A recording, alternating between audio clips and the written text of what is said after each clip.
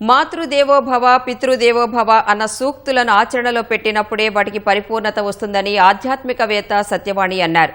Hyderabad సోమాజిగూడలోని press క్లబ్లో ఉషశ్రీ 99వ జయంతి సందర్భంగా ఏర్పాటు చేసిన కార్యక్రమంలో బులుసు అపర్ణకు ఉషశ్రీ సంస్కృతి సత్కారం అందజేశారు. ఈ కార్యక్రమానికి పలువురు సాహితీవేత్తలు హాజరయ్యారు. రేడియోలో తన మాటల ద్వారా ఉషశ్రీ ఆకట్టుకున్నారని ప్రముఖ సాహితీవేత్త ఓలేటి పార్వతీశం అన్నారు. మనం బాగా ఎదిగిపోయామని అనుకున్నప్పుడు మనకన్నా గొప్ప వ్యక్తి ఎదురుపడితే అసలు వాస్తవాలు తెలుస్తాయని ద్విశతావధాని బలుసు అపర్ణ అన్నారు. ఒక మహానుభావుడి 99వ జయంతి ఉత్సవాన్ని ఇలా ఒక సాహితీ పండుగగా మనం జరుపుకోవడం, సాంస్కృతిక వైభవంగా మనందరం దీన్ని దర్శించుకోవడం చాలా చాలా సంతోషంగా ఉంది.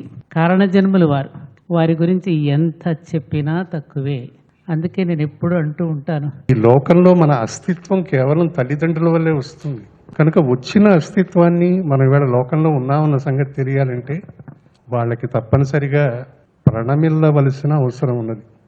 ఆ మాతృమూర్తికి, ఆ పితృదేవుడికి ఇలా నలుగురి మధ్య నమస్కరించగలగడం అనేది ఒక గొప్ప కార్యక్రమంగా నేను భావన చేస్తున్నాను. అంటే ఎక్కడ పట్టుకున్నా ఏదో ఒకటి ఉండేంతలాగా ఒక ఆయుధం, ఒక పుస్తకం ఏదో ఒకటి ఉండేంతలాగా రాసేశారు. కుటీరం అంతా కోసాలు కదిలిపోతుందేమో, అందుకని ఇప్పుడు నేను వాటిని తవ్వి తీసే ప్రయత్నం నేను చేయటం లేదు అని చెప్పారు.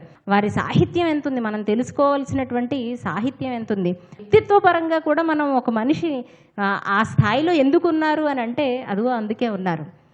మనిషి పుట్టినందుకు మాట్లాడడం నేర్చుకోండి చాలు, ఇంకేం అక్కర్లేదన్నారు ఆయన.